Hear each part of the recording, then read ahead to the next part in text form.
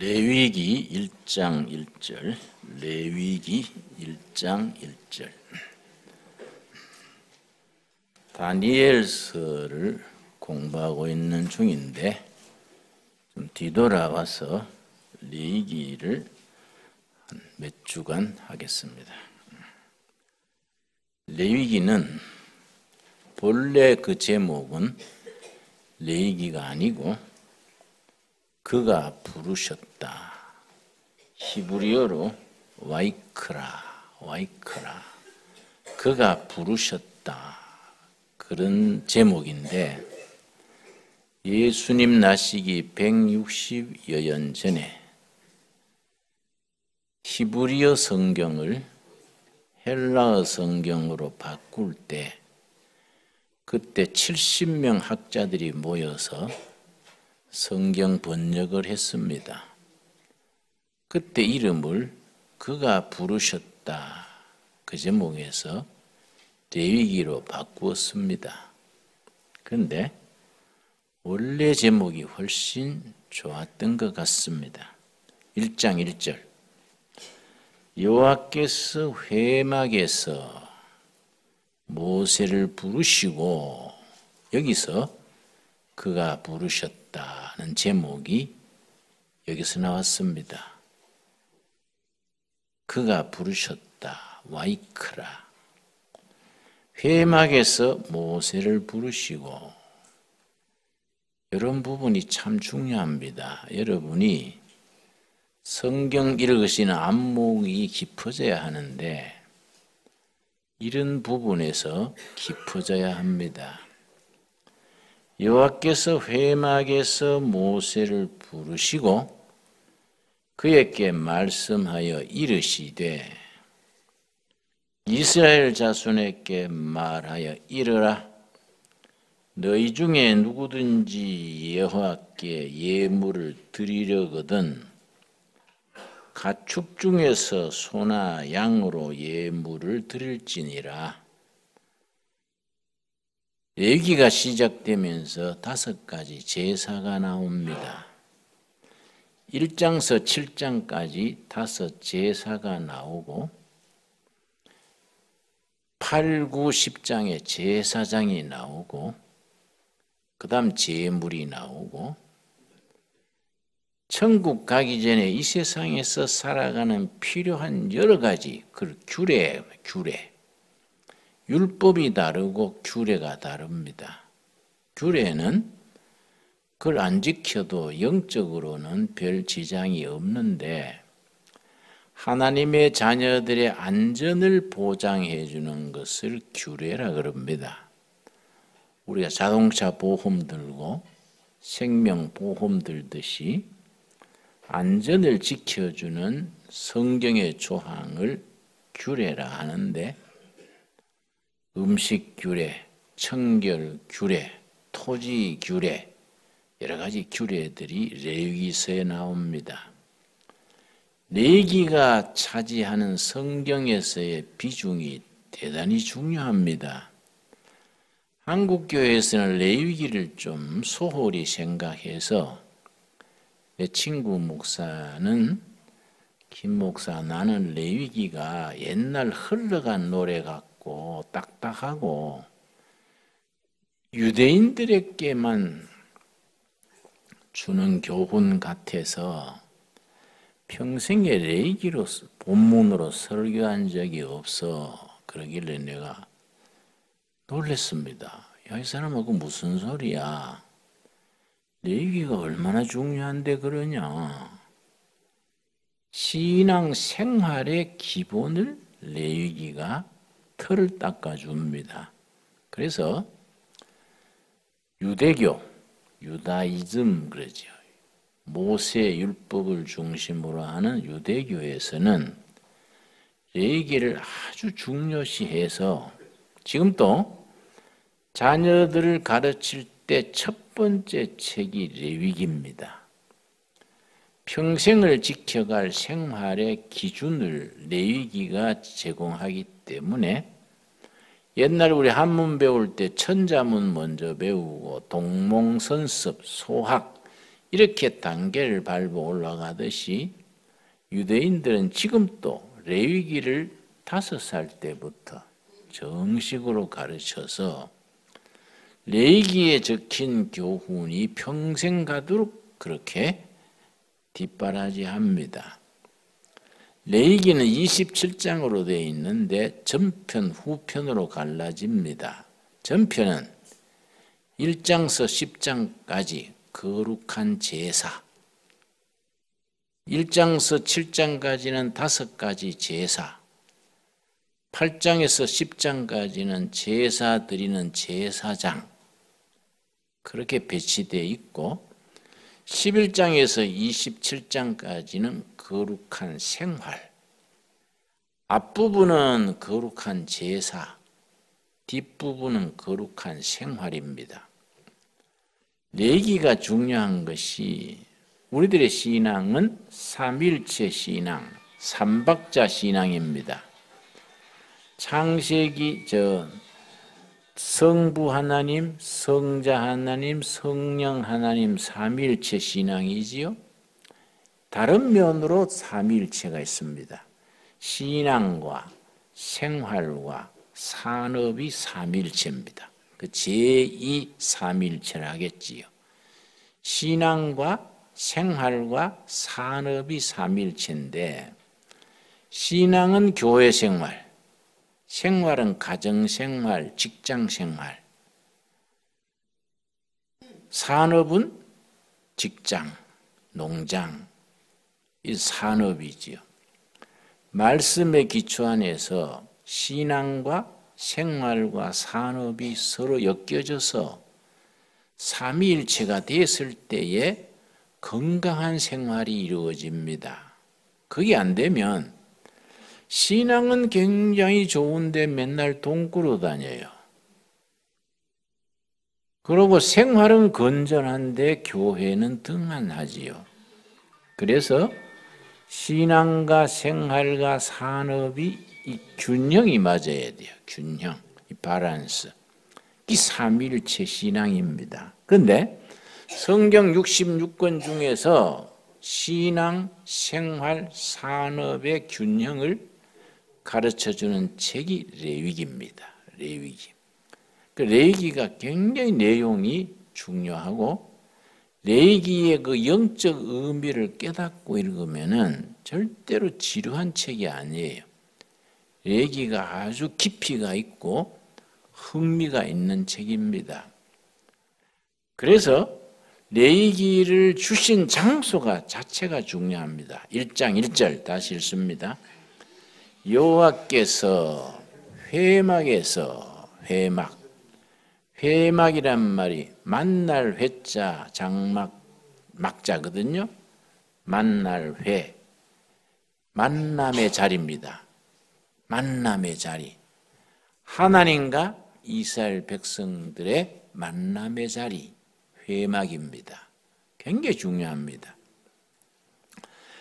하나님께서 광야 40년 행진하는 동안에 모세를 통해서 회막을 짓게 하고 회막은 영어로는 홀리 텐트, 거룩한 천막 혹은 타버나클 회막을 이제 짓게 하시고 짓는 원형 설계도를 모세에게 하나님이 일러주시기를 내가 너에게 하늘에 있는 성막을 보여준 그대로 땅에다가 지어라.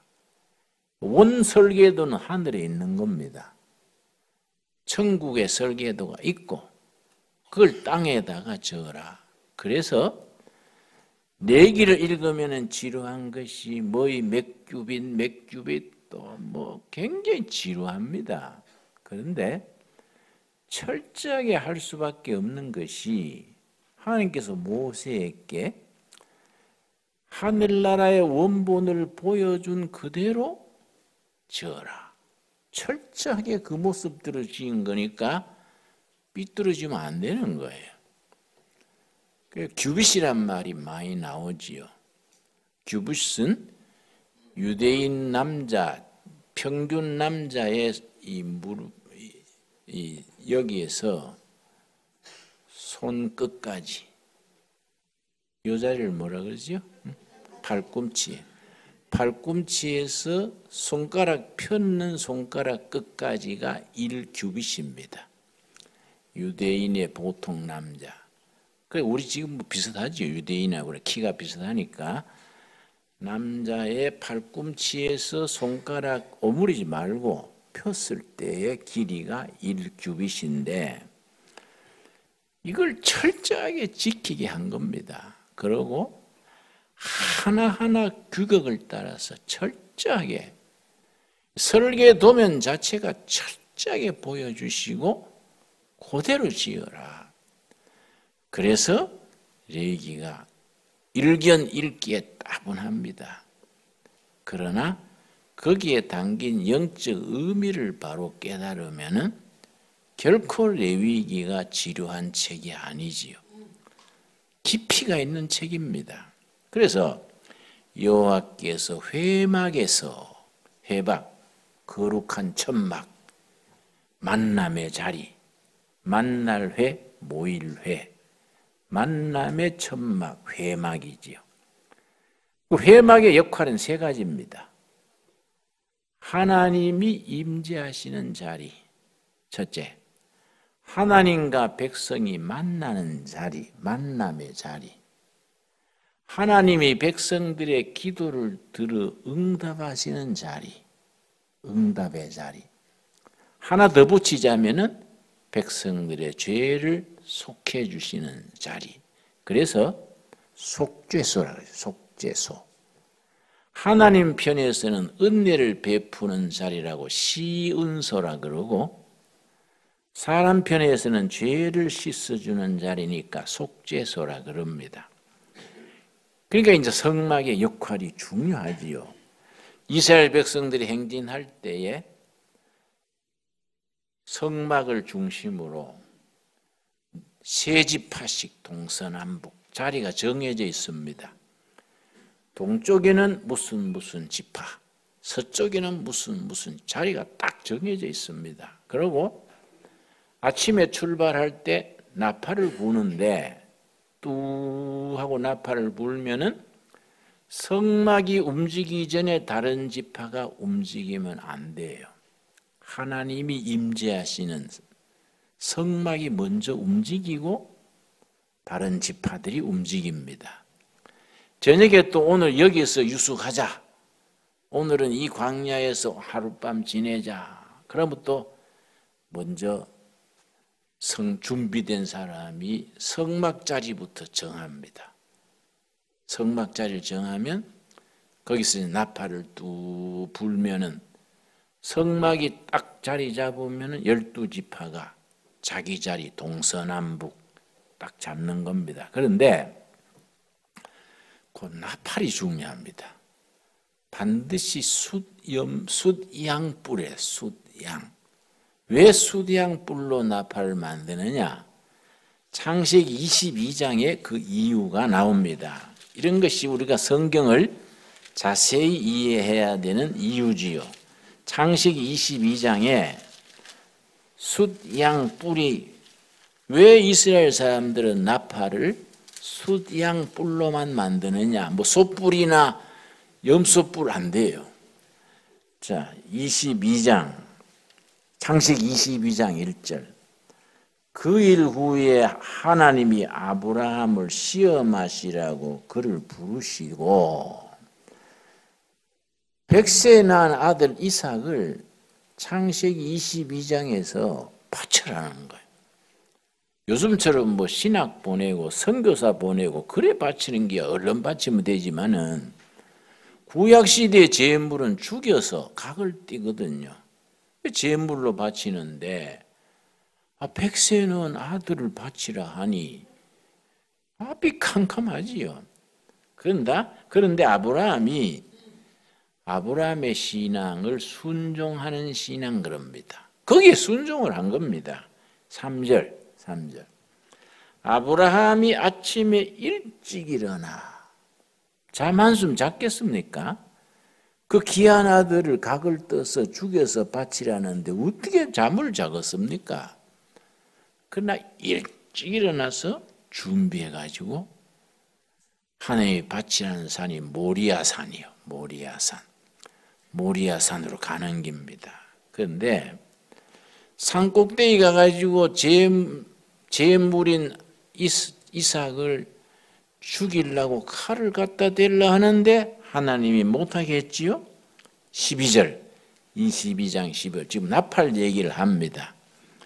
사자가 이르시되 그 아이에게 너 손을 대지 말라. 그에게 아무 일도 하지 말라. 너가 너 아들 너 독자까지도 내게 아끼지 아니하였으니 내가 이제야 너가 하나님을 경외하는 줄을 아노라. 아브라함의 신앙이 합격한 거야. 완전히 이제 합격을 한 겁니다. 내가 네 마음 알아보려고 시험한 것이다. 그래서 성도가 당하는 시험은 두 가지가 있습니다. 하나님이 주시는 시험, 자기 욕심과 세상적인 것으로 오는 시험. 그래서 우리가 가정, 개인, 교회에 시험이 오면 먼저 묵상 중에 살펴야 돼요.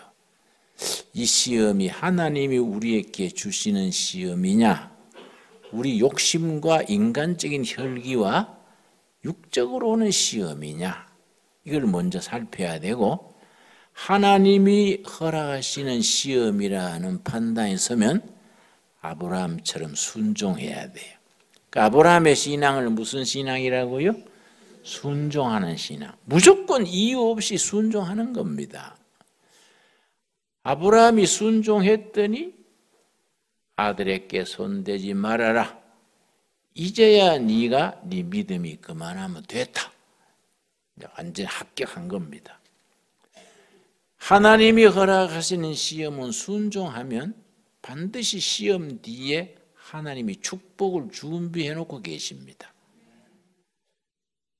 그런데 사람의 혈기와 욕심으로 오는 시험은 회개를 해야 됩니다. 회개를 하면 시험이 거두어집니다. 그런데 이제 하나님이 아브라함에게 이삭을 바치라는 것은 하나님이 주신 시험이거든요. 그게 순종했더니 무슨 일이 생겼느냐? 13절 창세기 22장 13절 아브라함이 눈을 들어 살펴본즉 한 수장이 뒤에 있는데 뿔이 수풀에 걸려 있는지라 아브라함이 가서 그 수양을 가져다가 아들을 대신하여 번제로 드렸더라. 양이 한 마리 준비되어 있는데 수양이 산에 어쩐 일로 왔는지 이 뿔이 수풀에 걸렸어요. 그 양의 뿔이 수풀에 걸리면 못 빠져나오지 않습니까? 그 준비되어 있었습니다. 수풀에 뿔이 걸린 숫양. 이거는 우리가 신약적인 복음적인 해석은 십자가에 달린 예수님 그렇게 연결이 됩니다. 숫양이 십자가에 달린 예수님의 형상이죠. 그 모습이죠. 그래서 그 숫양을 번제로 드리고 아들 대신에 그러고 무슨 신앙을 고백하느냐 14절이지요. 아브라함이 그 땅 이름을 뭐라 그랬습니까? 여호와 이레 하였으므로 오늘날까지 사람들이 이르기를 여호와의 산에서 준비되리라. 여호와 이레가 하나님이 준비하셨다. 여호와가 이레 준비하셨다. 여러분 이게 우리들에게 참 중요한 것이 살아가는 동안에 요즘 같은 불경기에 어려움이 많지 않습니까? 부족한 게 많지요. 신혼부부가 아주 가난했던가 봐요. 젊은 남편이 회사 갔다 들어오면 아내가 여보 살 떨어졌어요. 그 다음 날은 또 남편이 오면 참기름 떨어졌어요. 하루 하나씩 떨어졌다 그러니까 남편이 여보 그러지 말고 딱 한마디로 돈 떨어졌다 하면 되지. 뭘 이것저것 떨어졌다 하요. 이거는 그거든, 그죠? 이거는 핵심은 하나라고요. 하나님이 준비하시면 통과합니다, 통과. 우리 신앙은 여호와 일의 신앙이에요. 뭐 이거 하시고 저거 하시고 뭐 이 기도 제목 요는 여호와 일이에요. 하나님이 준비하시면 하나님의 때 하나님의 방법으로 해결이 되는 겁니다. 그래서 그 뒤로 이스라엘 백성들은 광야 40년 동안에 회막을 칠 때마다 나팔을 뚝 불면 거기에 딱 회막이 먼저 자리 잡고 아침에 출발할 때 또 회막을 나팔 불면 또 움직이는데 그 회막이 숫양 뿔이요. 숫양.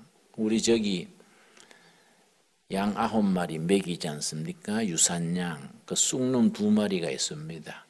시간 날 때 가서 수양 뿌리를 한번 보십시오. 뿌리가 아니라 뿔 한번 보십시오. 거기 그 조그마한 것 같은데 그걸 부으면은요 아주 소리가 잘 나요. 유대인들의 나팔 부은다는 건 반드시 수양뿔입니다. 아브라함의 여호와 일의 신앙을 기려가지고 그 사람은 그것을 성물로 만들어서 그걸로 고정시킨 겁니다. 그런데 그 회막에서 모세를 부르셨다. 그가 부르셨다. 와이크라, 이 레위기의 본래 제목이라 그랬는데 회막에서 부르셨다는 게 왜 중요하냐? 그러니까 여러분이 성경 읽을 때에 성경 읽는 안목을 내가 지금 말씀드리는 겁니다.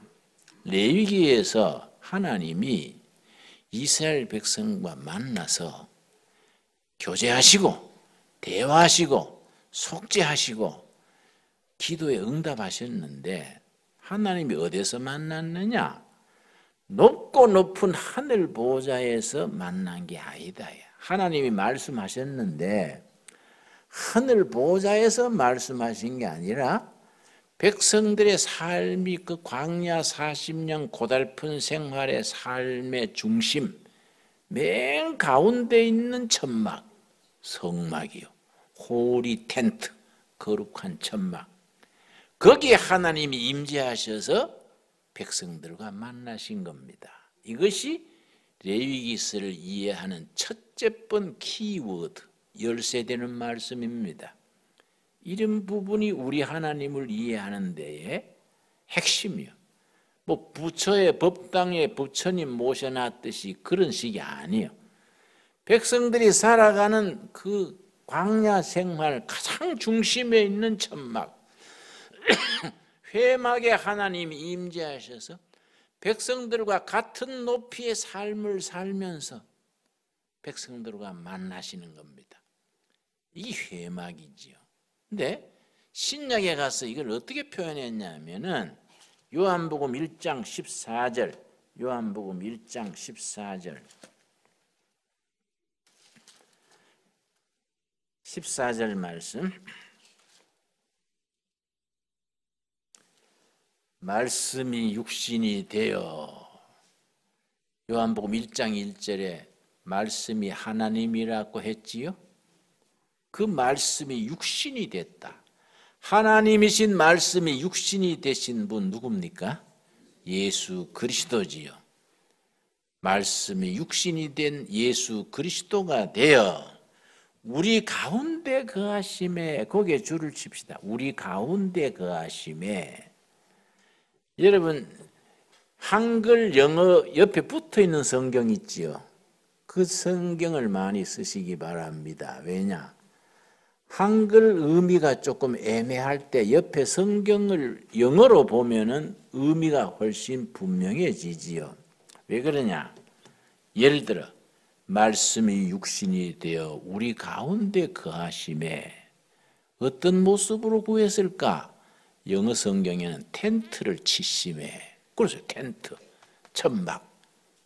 천막은 천막인데 호리 텐트, 거룩한 천막. 그래서 초대교회 성도들이 그 예루살렘 시에 살 거 아닙니까? 예루살렘에 사는 교인들의 맨 가운데 동네의 집이 누구 집이란 겁니까? 예수님이 사시는 집이다. 말씀이 육신 그리스도 되어 우리 동네 맨 가운데 집에 사심에. 그러니까 두루의 교인들도 멀리서 오지 않습니까? 가까이 멀리서 오는데 맨 가운데 집에 있는 집이 무슨 집이겠습니까? 응? 목사님 사택이요 하면 사쿠라예요. 그냥 사쿠라. 교회당이에요. 교회당. 그냥 교회당 빌딩이 아니고 두레교회 성도들의 맨 중심에 말씀이 육신이 된 예수님이 천막 치고 와서 계신다. 이해 갑니까? 이런 것을 영적으로 잘 연결했을 때 말씀이 은혜가 되고 깊어지는 겁니다. 그렇지요? 그 성경을 대충 소 풀 뜯어 먹듯이 대충 읽으면은 읽기는 읽었는데 가슴에 닿지를 않아요. 그 말씀을 꼭 씹어야 돼. 차근차근 씹으면서. 자, 14절 다시 읽습니다. 요한복음 1장 14절. 말씀이 육신이 되어 우리 가운데 거하심에 이해하셨지요? 천막 치고 세하심에 우리가 그의 영광을 보니 아버지의 독생자의 영광이요 은혜와 진리가 충만하더라. 은혜 충만, 진리 충만 합쳐서 성령 충만이에요. 은혜 충만, 진리 충만 합쳐서 성령 충만인데 사람들이 모이는 교회는 치우치기 쉬워요. 순복음 같은 교회는 아무래도 은혜 충만 쪽으로 치우치지요. 장로교, 감리교 이런 쪽은 좀 진리 충만으로 또 좀 치우치지요. 그래서 어떤 장로에 가면 너무 조용해가지고 예배 시간에 자는지 깼는지 축도 마칠래 일어나는 거 보면 자진 안 했구나 싶은데 너무 조용한 거예요. 너무 조용한 거예요. 사람 모인 자리에 제일 조용한 데가 어딥니까? 공동묘지지요. 공동묘지. 땅속에 묻혔지 조용할 수밖에 없지요. 그렇지요? 하나님의 교회는 좀 시끌벅적 해야 돼요. 뭐 웃고 커피도 마시고 또 찬송도 부르고. 그 교회가 조금 이렇게 싱싱한 게 있어야지 조용하기만 하면은 뭐 공동묘지 비슷하면 안 되지요. 그래서 영어로는 그거 참 재밌어요. 공동묘지가 세미터리거든요. 세미터리. 신학교가 세미너리예요. 아주 발음이 비슷해요. 발음이 비슷해요. 그래서 신학교를 공동묘지라고 웃으면서 그래요. 공동묘지. 공동묘지의 관리장이 신학교 총장이다. 아주 우스개 삼아 그런 얘기 합니다. 사실 신학교가요. 우리 청년들 중에 신학 가려고 그러면 내가 엔간하면 말려요. 괜히 신학교 갈 때 뜨겁게 들어가는데 들어갈 때는 목사 신앙이에요. 2학년 올라 갈 때는 장로 신앙으로 떨어지고 3학년 올라갈 때는 집사가 되고 졸업할 때는 그저 이력서 들고 어느 교회에 대우 잘해주냐 눈알 굴리고 다니는 거예요. 들어가서 불 꺼지고 나오는 거예요. 신학교 총장 별명이 소방소입니다. 소방소장. 교수들은 소방관이고 들어갔다가 불 꺼지고 나오는 거예요. 불 꺼지고 나오는 거예요. 그나도 설교 연습 시간이 있습니다. 신학교 다닐 때 설교 연습 1시간에 전부 학생들이 나와서 20분씩 설교 연습을 시켜요. 우리 설교학 선생님이 우리가 1학년 때 설교 연습을 하는데 넥타이를 왜 그렇게 검은 걸 맸냐, 장례식이냐, 넥타이 왜 뿔냐, 네가 뭐 화류계냐, 뭐 그러고 뭐 양복 색깔이 왜 그러냐. 그래서 내가 한번 열받았어요. 교수님, 예수님이 넥타이 맸습니까? 왜 그러세요? 넥타이 안 매도 설교 반듯하게 하면 되지. 그랬더니 되게 꾸지람 들었어요. 김진왕 전도사 교만해. 교만이 아니고 왜 넥타이 가지고 말합니까? 말씀을 가지고 좀 얘기하시지. 넥타이 얘기하면은 그 뭐 넥타이 잘 매고 옷 반듯하면 연예인이지 뭐. 그랬더니 꾸지람 하시더라고. 그래서 내가 다른 과목은 성적 잘 맞는데 그거는 꼴등으로 탁 매겼더라고. 근데 이 우리가 이 말씀이 살아 있고 생동감이 있어야지 그 말끔하게 신사숙녀 노릇 한다고 되겠습니까? 예.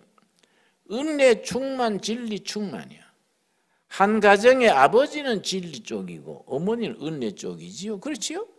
아버지는 진리 충만, 엄마는 은혜 충만인데 요즘 아버지들은요 회사 생활에 피곤하긴 하지만은 마치고 들어오면은 텔레비 앞에 앉아가 배나 슬슬 문지르면서 괜히 공부하는 딸 보고 야야 저 배우 가수 이름이 뭐이지 뭐 이렇게 해서 입 벌리고 있으니 그 입속에 팔이 들어가고 뭐 이런 식의 아버지들이 골빈 거예요. 아버지들이. 근데 여기 이제 인터넷 중독 학생들 오지 않습니까? 얘들 상담해 보면요. 거의 8, 90%가 아버지가 제구실 못하는 집 애들이에요. 아버지가 원하는 애들을 그냥 방치해 놓고 아버지가 아버지 역할을 제대로 못하면 애들이 방향을 못 잡아요. 그래서 앉아가 게임이나 하고 이러다가 문제가 생기는 거이지요. 그래서 성경에는 예수님께는 은혜 충만, 진리 충만 합쳐서 뭡니까? 성령 충만이요. 은혜와 진리가 합쳐서 성령 충만. 그 교회가 아주 거룩한 예배를 드리면서 활기가 있어야 돼. 예배는 두 가지가 있어야 돼요. 거룩하면서 활기차야 돼. 그런데 거룩하기만 하고 활기가 없으면 죽은 예배 같고 활기만 넘치고 막 주여 할렐루야 하는데 막 내용이 막 무질서하면은 그것도 문제가 되지 않습니까? 응? 그 내가 신학교 학생 때에 순복음 중앙교회 한번 내가 여의도에 수요일 예배 때 한번 동창들하고 갔는데 그땐 최자실 목사님이 이제 그날 인도하시더라고요. 예배 마친 뒤에 방언하고 싶은 분은 예배 마친 뒤에 남아주세요. 나도 남았지 이제. 근데 보니까 한 800명쯤 남았더라고요. 교회가 크잖아요. 방언은 여러분 사모하고 노력해야 됩니다. 그러고서는 최자실 목사님이 마이크를 입에 탁 붙이고서는 손바닥으로요 책상을 당당당당 들으면서 따라하라는 거예요. 할렐루야 할렐루야 이걸 막 따라하는 거예요. 할렐루야를 막 수백 번 할렐루야 할렐루야 할렐루야 하니까 나중에 해바드에 뻣뻣해져 랄랄랄랄라 하니까 방향받았다 그러세요.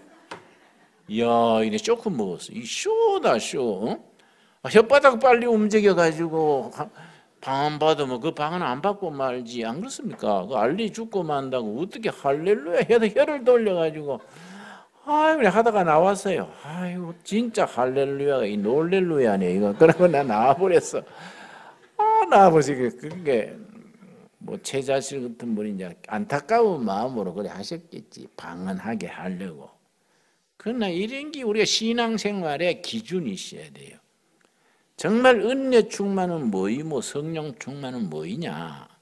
레위기가 그런 걸 자세히 가르치는 거야. 신앙생활에 필요한 것을 조목조목 가르치다 보니까 딱딱하고 재미가 없는 겁니다. 그런데 우리가 이제 신학교 다닐 때 그때 베델교회라고 박무슨 목사인데 베델교회 은사 집회 매주일날 은사 집회를 하는 목사님이라 한 소문이 났어요. 그 교회 전도사가 우리 학교 클래스메이트였어요. 자유교회 목사 자랑하면서 우리 교회는 막 예배 시간에 확 쓰러지고 막 방언 터지고 막 병자가 낫고 막 감기도 암 환자도 감기 낫듯이 낫는다. 그래서 내가 아이고 그 병원 문 닫겠네 그거 그랬는데 가보자 야. 그래 우리 신학교 학생들 5명이 이제 갔지요 이제. 베델교회를 갔는데 이 설교하다가 여러분 나를 보십시오. 좀 봤지. 성령이 손가락으로 나갑니다. 이게 또 무슨 소리냐. 성령이 왜 손가락으로 나가냐. 쳐다봤지. 좀 보라 그래서 쉿 그러니까 와 넘어지는 거야. 그 나는 참 우스운 거예요. 손가락에 뭔 바람이 나서 왜 넘어져요? 그래서 나는 가만 서 있었지요. 응? 그거 뭐 넘어질 게 없잖아요. 다 넘어져.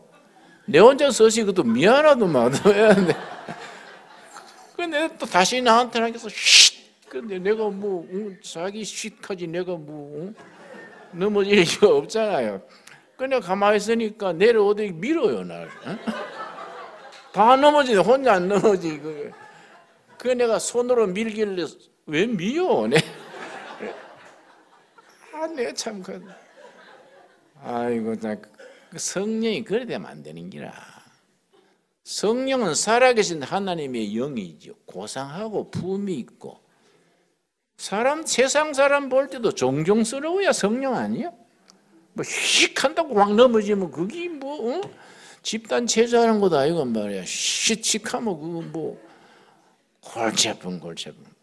신앙을 그래 지도면 안 된다 해야지. 성령의 은사가 그런 식으로 나가면은 진리의 말씀은 사라지잖아요. 안 그렇습니까? 응? 그러니까 우리가 레위기서가 왜 중요하냐? 신앙생활에 필요한 조목을 심지어 뭘 먹어라, 뭘 먹지 말아라. 응? 청결은 어떻게 해라, 시체는 어떻게 다루어라. 시체를 만진 옷은 반드시 불태워라. 그래서 그걸 청결 규례가 뭐냐에 대해서 레위기 25장 18절 보겠습니다. 규례가 많이 나오거든요. 레위기 읽을 때 규례 읽은 기억나시지요? 그 규례가 뭐냐? 용어 정의부터 해야 됩니다. 레위기 25장 18절. 너희는 내 규례를 행하며 내 법도를 지켜 행하라. 규례를 지키면 그리하면 너희가 그 땅에 안전하게 거주할 것이라. 천국 가서 얘기가 아니고 규례는 이 땅에서 필요한 겁니다. 이 땅에 있는 동안에 하나님의 자녀들이 안전하게 사는 것이 규례라. 교통법규가 있듯이 보험을 들어가지고 병 났을 때 보험 타듯이 규례는 이 땅에서 안전을 지켜주시는 거이다. 이해 갔습니까? 율법보다 격이 떨어지는 거지. 율법은 영적인 핵심이고 십계명, 계명. 규례는 이 땅에서의 안전을 지켜주시는 것이다. 그래서 이제 레위기에는 규례가 많이 나옵니다. 11장의 음식 규례, 청결 규례, 23장의 절기 규례, 25장의 토지 규례. 이거 하나하나가 굉장히 깊이가 있고 실생활에 아주 긴요한 것들인데 아까 말씀드렸듯이 한국교회 목회자들은 레위기를 소홀히 해요. 그래서 평생 설교하면서 레위기 본문을 한 번도 설교 안 했다는 사람이 있으니까 레위기를 오해하는 거이지요. 레위기가 우리 신앙생활에 얼마나 중요하다. 그래서 레위기의 주제가 있습니다. 레위기를 딱 한 가지 뽑자면 11장 레위기에 중심되는 제목이 있습니다. 11장 45절 말씀. 레위기에서 이 단어가 레위기를 대표하는 단어지요. 11장 45절. 나는 너희의 하나님이 되려고 너희를 애굽 땅에서 인도하여 낸 여호와라. 내가 거룩하니 너희도 거룩할지어다. 그 레위기의 주제는 거룩한 생활. 생활의 책인데 무슨 생활요? 거룩한 생활. 그래서 레위기의 거룩이란 말이 131번. 그러고 거룩하게 살려면 정결해야 돼.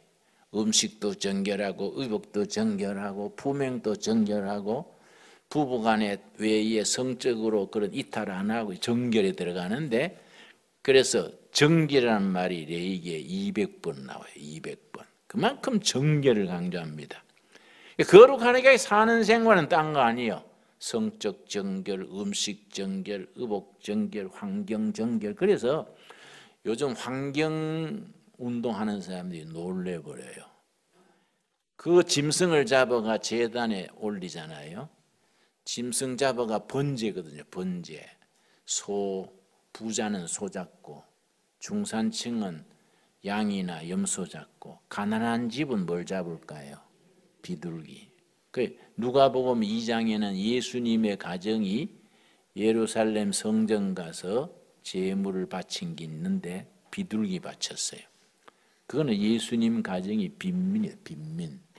그 비둘기도 집비둘기, 산비둘기 관계없이 집에서 유대인들은 비둘기를 키웠습니다. 식용이니까요. 우리 거위, 우리 오리 키우듯이 비둘기를 키웠는데 산비둘기도 괜찮아. 산비둘기 잡아가지고 제사 지내. 아주 가난한 사람들. 그런데 그걸 이제 제사를 지내는데 그 제사하는 규정이 있지요. 근데 꼭 피를 흘려야 되고 그 제사하는 규정이 아주 엄격합니다. 그런데 정결 강조하는 정결. 반드시 그런 정결을 어떻게 되냐? 짐승 잡아가지고 모든 기름은 제한한 거예요. 일일이 장에 붙은 기름, 콩팥에 붙은 기름, 뼈에 붙은 기름, 기름은 전부 밝혀내요. 그래 그건 불로 태워요. 기름은 땅에다가 버리면 오염이 돼. 전부 태우고 피는 땅에다 쏟아요. 피는 땅에 쏟으면 거름이 되지요. 기름은 땅에 쏟으면 오염이 돼. 그래서 환경론자들이 감탄하는 거야. 이야 대단하다. 땅을 오염시키는 기름은 다 태워버리고 땅에 거름을 주는 피는 다 땅에 솟게 하고 야 그거 대단하다. 그런 얘기합니다. 물론 그것 때문에 그래 하는 건 아니지만은 영적 의미가 첫째지만은 거룩한 것, 정결한 것을 그렇게 강조하는 겁니다. 레위기 19장 2절도 마찬가지입니다. 19장 2절.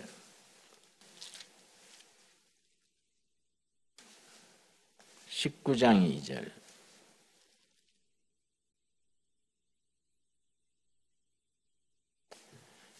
너는 이스라엘 자손의 온 회중에게 말하여 이르라. 너희는 거룩하라. 이는 나 여호와 너희 하나님이 거룩함이니라. 거룩해라. 왜냐? 내가 거룩하다. 너희도 거룩해라. 그래서 레위기 19장에 거룩하게 사는 게 조목조목 나와요. 그래서 레위기 19장을 거룩장이라 그래. 거룩장.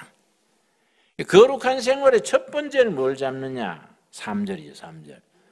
우리가 거룩하게 사는 걸 뭐 말을 할렐루야 하고 뭐 그거 거룩하다는 게 아니야. 응? 뭐이 거룩하냐? 거룩한 것이 내용이 있어야 될 거 아닙니까? 3절. 너희 각 사람은 부모를 경외하고 나의 안식일을 지키라. 두 가지가 거룩한 생활의 첫째. 살아있는 부모 공경. 우리 영적 하나님에 대한 성수주일. 주일 잘 지키는 거 하고 부모 잘 섬기는 것이 거룩한 생활의 출발이에요. 출발. 그러니까 얼마나 구체적입니까? 그 참 5절 말씀. 너희는 화목 제물을 여호와께 드릴 때에 기쁘게 받으시도록 거룩한 제사, 화목제거든요. 기쁘게 하나님이 받으시게 하는 제사, 기쁘게 제사드려요. 그래서 거룩한 생활의 첫째가 뭐냐? 제사예요. 그래서 레위기 1장서 7장까지 제사가 나오는 겁니다. 몇 가지 제사일까요? 5가지. 번제, 소제, 화목제, 속건제, 속죄제. 속죄제가 먼저입니다. 그런데 왜 5가지 제사가 있냐? 이걸 이해하셔야 돼요. 신약에는 사복음, 구약에는 5제사. 이 하나님께서 그렇게 배치하신 거예요. 신약에는 사복음, 구약에는 5제사. 제사 하나하나가 영적 의미를 가져요. 근데 우리는 지금 그냥 예배 한 가지로 드리지요. 그 예배 한 가지 속에 5가지 제사의 의미가 들어가 있어야 돼. 그래서 하나하나를 공부해야 돼요. 번제는 뭘 상징한다. 소제는 뭐이다.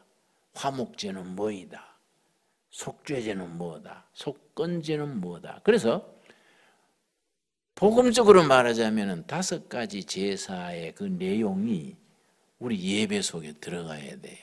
예배가 중요한 거지요. 그래서 이제 거룩한 생활의 첫째가 제사니까 1장부터 7장까지 5가지 제사가 자세하게 나오고, 그 다음에 이제 제사가 끝난 뒤에 8, 9, 10은 제사장, 그 다음부터 제물, 이렇게 쭉 나가는 겁니다. 그런데 레위기 1장에는 번제지요. 번제. 오늘 번제까지만 합시다. 번제를 드리는 것은 완전히 제물. 자, 3절. 레위기 1장 3절. 좀 딱딱하지요. 레위기가 좀 그렇게 아주 자세하게 하다 보면 딱딱해지게 되지요. 1장 3절. 그 예물이 소의 뭡니까? 번제. 번은 태울 번자입니다. 영어로 burning offering. 번 태운다. 우리 번 태울 번자. 번제이면은 제물을 채가 되도록 태워버려야 돼. 번제는요 남기면 안 돼요. 뼈 따고 남으면 안 돼. 완전히 죄만 남도록. 왜냐? 우리 위에 죽으신 예수님이 완전 희생을 나타내고, 우리가 하나님 앞에 드릴 때 완전히 드려야 되지, 내 것 챙겨놓고 세상에 한 발, 교회 한 발, 이건 번제가 아니다. 이게 번제의 의미가 완전한 죄만 남아야 돼요. 번제이면 흠없는 수컷으로, 첫째가 흠과 티가 없는 제물이어야 돼.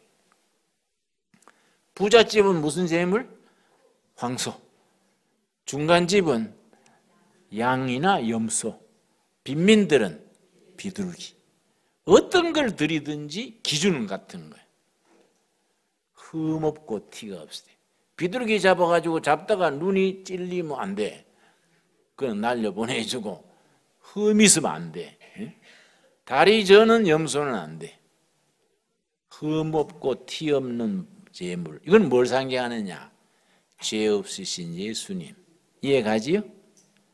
둘째, 이 번제로 드리는 제물은 반드시 피를 흘려야 돼. 제사의 제1원칙, 피 흘리는 제사라 해야 된다. 왜냐? 이건 하나님이 정한 법이에요. 피가 없으면 제사가 안 돼요. 그 피는 우리한테는 누구 피입니까? 예수님의 피지. 자, 레위기 17장 11절. 17장 11절.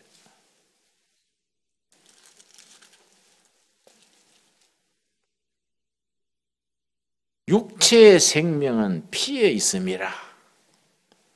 내가 이 피를 너희에게 주어 제단에 뿌려 너희의 생명을 위하여 속죄하게 하였나니, 생명이 피에 있으므로 피가 죄를 속하느니라. 피가 흘러야 죄가 사해져.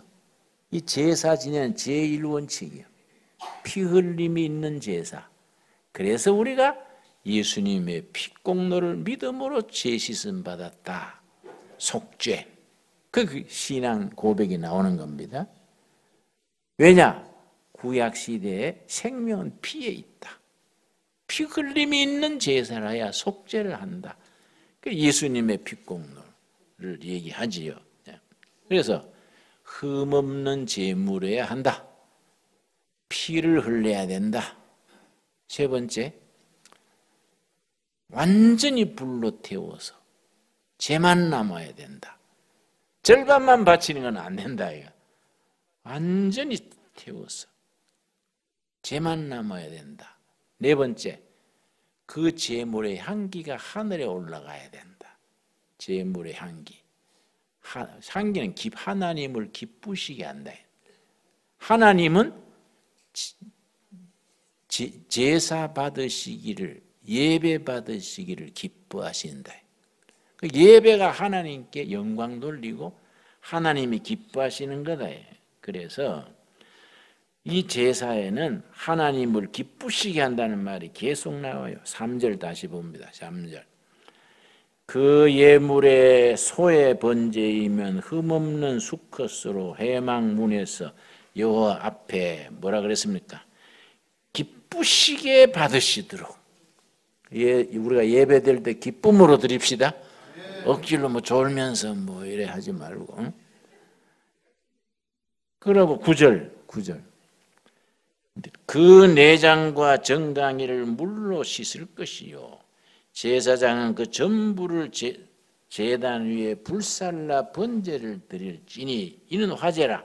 그 다음 뭐라 그랬습니까? 여호와께 향기로운 냄새니라. 향기로운 냄새, 하나님께 영광 돌린다. 하나님을 기쁘시게 한다. 이 네 가지가 번제의 4대 원칙인데, 이거는 우리 위해서 희생 제물로 돌아가신 예수님을 상징하고, 예수를 믿는 우리가 온전히 바치는 생활, 헌신되는 생활, 하나님을 기쁘시게 하는 제물로 살아야 된다. 그래서 로마서 12장 1절에 뭐라 그랬냐면은, 로마서 12장 1절, 그 번제를 우리는 어떻게 드리느냐? 우리가 지금 뭐 제물 바치고 안 하지 않습니까? 우리가 뭐 세례 받고 난 뒤에 뭐 예배 드릴 때마다 비둘기라 해서 참새도 안 바치지 않습니까? 우리는 어떻게 해야 되느냐? 로마서 12장 1절, 12장 1절. 그러므로 형제들아, 내가 하나님의 모든 자비하심으로 너희를 권고하나니, 너희 몸을 하나님이 기뻐하시는 거룩한 뭡니까? 산제물, 살아있는 제물. 구약에서는 죽여서 드렸지요. 리빙 세크리파이스, 세크리파이스 희생 제물이요. 양, 소, 비둘기, 제물이 세크리파이스인데 살아있는 제물로 드려라. 아침에부터 저녁까지 일주일 내 살아있는 제물로 너희 생활이 거룩한 생활에 대해서 자체가 예배드리는 생활이 되라. 그런 예배드리는 우리들의 삶이 될 수 있기를 바랍니다. 참 그래서 로마서 12장 1절이 참 중요하지요. 우리 한번 같이 읽겠습니다. 그러므로 형제들아, 내가 하나님의 모든 자비하심으로 너희를 권고하노니 너희 몸을 하나님이 기뻐하시는 거룩한 산제물로 드리라. 이는 너희가 드릴 영적 예배니라.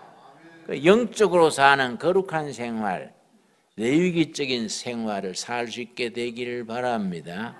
거기까지 기도하겠습니다. 주님, 은혜를 감사드립니다. 우리 살아가는 삶이 번제를 드리는, 살아있는 제물로 드리는 우리 삶이 되게 하여 주시옵소서. 우리가 거룩하기 위하여 최선을 다하게 하옵소서. 아침 시간부터 저녁 시간까지 살아있는 제물로 하나님을 기쁘시게 하는 우리 삶이 예배가 되게 하시며, 예배 받으시기를 기뻐하시는 하나님께 열심히 예배드리고 기도드리고, 구약시대의 향기를 하늘에 올리던 제물과 같이 하나님이 기쁘시게 하는 삶을 살게 하옵소서. 예수님 이름 받들어 기도드렸사옵나이다. 아멘.